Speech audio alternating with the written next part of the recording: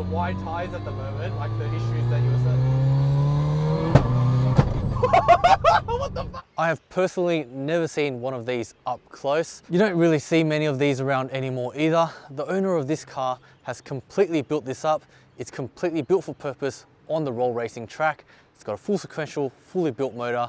We've got Boris here today to tell us about his Evo. Let's see what's been put into it. Welcome back to another episode of MDTV, guys. Today I've got Boris. G'day Boris, how you doing?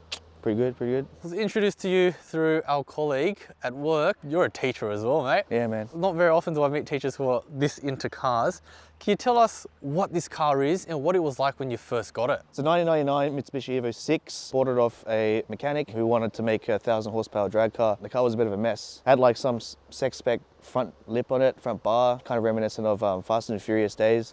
This actually car used to be a sex-spec car. Oh, really? In the early mid 2000s, I think there was a magazine on it. But he reverted most of it back to stock. But the only thing he couldn't find was the front bar. First they ripped off the front bar, and I happened to work at a air conditioning factory before I became a teacher. One day, some random guy on a bicycle was like, "Oh, I noticed you missing a front lip on your car. I've got one in my garage." No way. Yeah, it was really weird. So random. And then yeah, I was able to find it, get it repainted, and get it fitted, and then pretty much completed the stock look again. Which is what I like. But from then on, I fixed a lot of the wiring. The boot was a bird's nest, wiring everywhere. So the car was kind of neglected in that respect. After maybe 6-7 months of driving it daily to work, motor broke. Oil can or whatever, just let go. It just wouldn't push oil into the car and blew a bearing. Right. And started rod knocking. Oh God. And was that motor in stock form or had it been pretty much stock form? I reckon it was a wrecker motor. How many Ks are on it? Who knows? That was just before COVID. So I just like, you know what, full send and just built the motor. So I went straight to a 2.2 with a billet crankshaft from Manly, and pretty much got everything off the shelf, GSC cams and everything. So pretty much just built it for, it was a H-beam block or H-beam rod, so pretty much only built it for around the 400 kilowatt mark. Never expected it to go this far. From then on, it was just progression. You know, put parts in, took parts out, put parts in, took parts out. And I guess the longest version of the car I had was around the 400 kilowatt mark. That was with a stock box with an FP black turbo. And then now it's gone a bit more crazier with a sequential and now a forward facing turbo setup. And it's now pretty much built for roll racing, no longer circuit racing. Did you have to work on the head as well? Or? No, the head's actually stock at the moment because probably in the very near future, this motor is going to say bye-bye. You reckon? Yeah, it will. It's done its days. Still H-beam motor. I should have went I-beam, but at that stage I didn't know how much power I really wanted. H-beam is just the rods, right? Yeah. So the shape of the rods. So H-beam, it looks like a H. That's why they call it H-beam. The I-beam rods are a bit stronger. Is it because it's more solid? Yeah. Right. Yeah. But the drawback is it's heavier. It's heavier on the motor. Rods, pistons, I've done everything. The motor's rated for around the 600-ish horsepower. I've already pushed it past that. Yeah, right. So this motor's probably going to go soon. At its peak, yeah. How much power did it make? Yeah, how much power did it make? At its peak, it made 480 kilowatts. That was just before my head blew. So I had low compression on the head. The tuner's like, I didn't want to push it, so we just put it on 480 kilowatts and called it a day. We rebuilt the head after it's pretty much split in half. I think there might have been a roll racing clip I have showed me break down in the middle of the roll race. Oh no. Yeah. Well, it didn't break down, but you could hear the motor completely change sound, and it sounded like a Subaru because the cylinder number 2 left. Yeah, right. So it pretty much just left. It was just sitting in the garage for 5 months, didn't do anything because I was like, what do I do with this? Earlier this year, I was like, you know what? I'll just rebuild the head for now and just keep running the motor because the bottom end didn't go. That's the expensive part, is the bottom end. Tried to get it retuned, had a lot of issues with that when we put the new tires on. So we went to the tuner. It was still a roller hub dyno, and what happened was because of these tires, the drag tires, right? They run lower PSI compared to most street tires. So it wouldn't grip on the roller. Yeah, so we had to strap it down even further to get it to grip. Unfortunately, what that meant was, because this tire's a lot fatter than before, it tugged my rebar, broke my rebar. Oh God. Yeah. That's interesting. I didn't know that kind of problem existed. Yeah. Not only did it break the rebar, I ran out of clutch. I've had this twin plate clutch in for 7 years and just wouldn't do anything after 30 pounds. So it was like...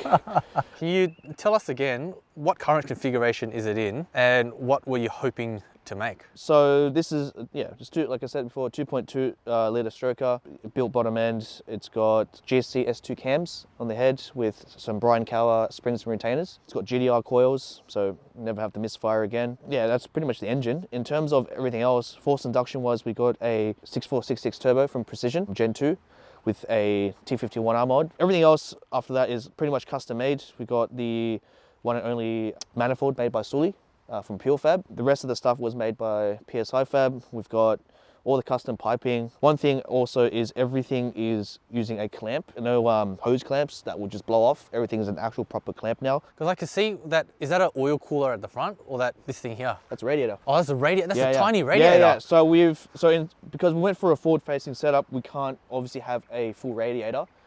So we've gone with a half-size radiator, which from Koyarad with a custom fan, because obviously you can think about a smaller radiator, it might overheat. Actually hasn't. Even on a hot summer's day, I think I drove this car at 36 degrees and it was still okay. I just couldn't turn the AC on, that's all. Turning the AC on would bring the temperatures up a bit higher, but once I turned it off and just put the windows down, back to normal temperatures. Also, one thing to mention is this car still has air conditioning with a half-size radiator. I think I'm the only EVO VI in Sydney, maybe Australia, who knows, that actually has working air conditioning with a forward-facing setup. Yeah, look, all the big Raw Race Evos all went half radiator. As soon as they go a forward-facing setup, you have to go half radiator. Yeah, There's no way around it. And what are the advantages of going forward-facing, do you know? It's just pretty much more air going towards the turbo. It's easier to work on. A lot of people would have their V-banded. They can just take it off, put it back on when they're working on it. When they're having to mess with air boxes or everything had to be custom made. I think there are off-the-shelf parts you can buy for forward-facing these days since it's become pretty popular. But yeah, this was all custom made. Let's talk about that sequential box. It's at the stock location. You said it was for EVO 7 to 9. Yeah. What kind of sequential box is it? It's a Drenth sequential. Full dog box? Yeah, so dog box, straight cut gears. So it's definitely pretty brutal. Not street friendly, but yeah. If you want to not break a box, it's kind of what you need. Unfortunately, this car has too small of a transmission tunnel to go helical dog, which would have been ideal, which meant you didn't have that whiny noise all the time, but still have the dog box engagement, so it's stronger. But the transmission tunnel is too small for that. Can you tell us about the current problem with the car or the current tuning issues that you had most recently? So I broke the head last year, so we put a new head on. We were shooting for a 500 plus kilowatt, and it would have made it pretty easily, except just this clutch. Bye-bye. Yeah, right, okay. Yeah, that's pretty much the main issue at the moment. So unfortunately, it meant also that my tuner put a fail-safe, so I didn't really just send it, even if with a broken clutch. So pretty much I'm stuck on wastegate pressure, which still makes around 300 kilowatt, but as soon as the ECU detects you're putting like big boost on, around 25 plus PSI, it will just cut power into lit mode until you let go of the throttle and then let it reset. Yeah. Right. Yeah. Oh, so you don't have to turn off the car. No. The ECU will just reset itself. One big thing I could notice are those two yellow canisters just zip tied to the Which brace. I could have had a better solution for that. I probably will fabricate something eventually, but that's just, I don't think, the engine's not ready yet. Yeah. It's not, I don't feel like this is in its final form. Yeah, so that's why I haven't gone for it yet, in case I have to make changes to it. So I just left it there. These are Ohlins, the old style. So the canisters are still there hold a bit more, I guess, of the oil compared to like the newer Ohlins, which is down where the actual suspension is. Yeah. Have you done any other suspension mods like bushings, arms, sway bars? Yep. So I've got the whole Ultra Racing catalog. The front bar, unfortunately, Ultra Racing doesn't have that, so it was white line. But yeah, everything else has been done. It's got new bushings, rally up bushings for the diffs, sway bars, control arms. Yeah, it's all been done. Because it used to be a circuit car. I used to race this on circuit. What drove that switch from circuit racing to roll racing? Because to me, circuit racing is so much more fun. You're not wrong, but at the same time, once I got hooked with the speed, like how fast you can go, and I'm like, oh man, I just want more power. Can you tell us about your exhaust setup? So there's a custom exhaust setup made by SP Mufflers. The whole entire thing is V-banded. So we ran into the issue of having enormous amounts of back pressure back when I was still just a small 3-inch to a 2 3/4 inch with the old school Japanese exhaust, which made the car really quiet and the tone really nice. Unfortunately, that didn't bring out the power. It just stagnated the power. So when we switched to this exhaust, we instantly made 50 kilowatt on the dyno, instant. Real? So how much larger is it? It looks like it's There's like 3.5 now, Oh, all the way, 3.5 all the way. One thing we forgot to talk about though is your fuel setup. Did you run into any issues with fuel delivery? The fuel's set up completely. The fuel system's rated for over 1,000 plus horsepower. So in the back, we've got a surge tank with 2 fuel pumps, or 460s Warbro fuel pumps, which in the normal fuel tank, we've got a normal 255 to pump the fuel into the surge tank. And then we've got dash 10 lines and dash 8 return all the way to the front, where we got the injector setup and the fuel rail. So we've got plasma intake manifolds, 8 injector fuel rail. In the primary injector side, we've got 1500 cc's. So it pretty much runs the car when it's on idle or just cruising along. And then we've got Siemens Decker's 2400 cc, which is complete overkill. So we're looking around, I don't know how much, 3,900 cc worth of injectors, which is That's more than enough for 1,000, 1,500, maybe close to 1,500 horsepower. Yeah, so I've never have to worry about fuel anymore. That's pretty much the only thing I reckon is complete on this car. What's managing it? Is it the Haltech 2500 Elite? It does the job. I had to upgrade from a 1500 to a 2500 with all the extra inputs and with the 8 injector rail. This has a burst panel on the intake manifold, so when I ever want to run nitrous eventually, it's ready for that. Oh, that whine is crazy. Yeah, it's a straight cut. Oh man, I love your digital dash as well. That looks brilliant. Yeah, they got custom. You can set up custom things now. Feeling the wide tires at the moment, like the issues that you were saying. What the fuck, dude? Yeah, oh shit! That's no clutch. Oh no clutch, dude. That wasn't even fast, but the sensation that it's giving. Yeah. It's so visceral. Because you don't drop off boost at all. Yeah. Oh, so when you're shifting, the revs don't even drop a little bit. No, yeah. Oh shit! Because you just keep. It keeps pulling. Yeah, it keeps pulling. Oh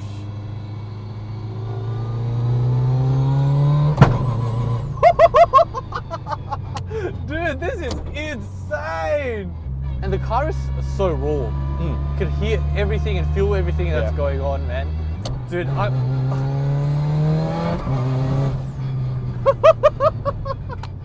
dude, that sound is so scary, the whining. It's like, it's ready to go, bro. Yeah. The downshifts seem to be harder than it is to upshift. Yeah, once you're in higher revs, it's not that bad. Yeah. But no, I didn't rev match that, that's probably why. Right, but if you rev match it, it's a lot nicer to go in. I can hear this louder than I can hear like the exhaust, man. So what were you saying about like destroying the diffs? Well, here's the thing though, these got pretty weak diffs after about, I don't know, 300-400 kilowatt, especially when you got the older model ones. Yeah. I've got a newer one now, I've got the EVO 9 diff. Even that's starting to go a bit.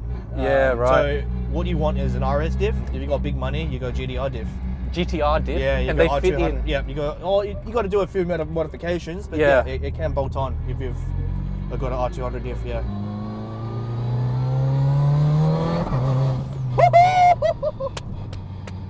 Dude, that was still legal speed. I can't believe that feeling, bro. Yeah, it's so addictive. that's nowhere near red line. Oh, nowhere near the red line. Oh, wow. What were you saying, the red line is about 8 grand? Yeah. No, far out. That must scream when you're roll racing, bro. Oh my God. So overstimulating being in this car, bro. Oh, I love the fast downshifts, man. You can never miss a gear with something like this. Pretty much. Well, it's designed so you never miss a gear. Yeah. Like when you're in a rush into a corner, you just go bam, bam, bam. Yeah, pretty much, yeah. Oh, bro. Yeah, a lot of people can go paddle shift with the sequential. Yeah. But I just love pulling gears. So. Yeah, dude. Is it a heavy pull to It get is it a up? very heavy pull. It's an arm workout, especially in traffic. We're going to have to do a part 2 when you go back to roll racing with this 100%. dialed in, bro. That would be 100%. crazy.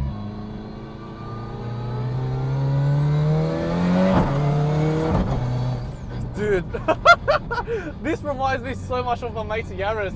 Just that feeling, like the upshift just dan, dan, dan. You want to go give it a go? Me, give it a go? Yeah.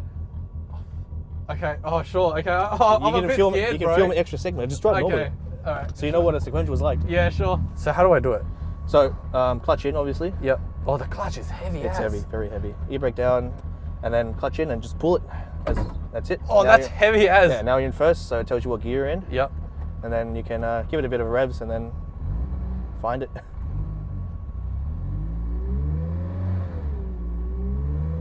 Yeah, the clutch is very high. Yeah, it's on or off, pretty Right, much. okay. First gear to second is always a bit rough when Yeah.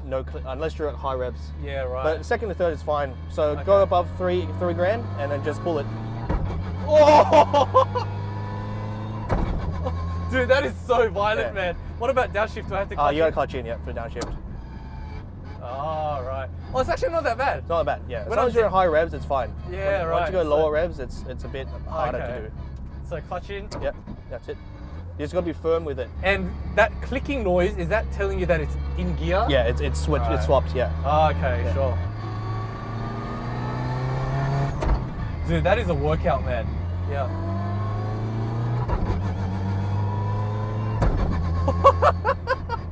Oh, dude. And can you double shift down? Oh, yeah, 100%. Oh, yeah, right. yeah, you can do it as fast as you want. As fast as it allows you to, yeah. Yep. Yeah. But then you'd have to keep your foot on the clutch, right? Yeah.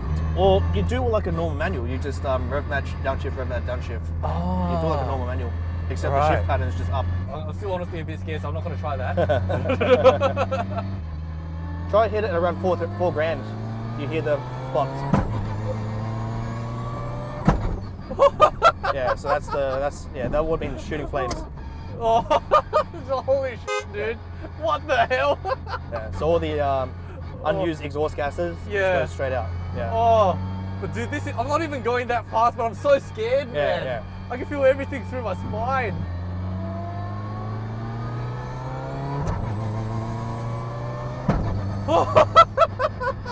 Oh man, dude, you gotta be so switched on Yeah. to be driving Yeah. this, man. Because Oh, is that too low? yeah, too low. Oh, Yeah. right, okay. You can still do it. It's just not as nice. Yeah, it's very aggressive. uncomfortable. Yeah, right. Thanks for letting me drive your car. Oh, it's all good. Dude, I was not expecting that. I was still so scared to be driving this. Thanks for watching, guys. Make sure you like and subscribe. See you in the next episode.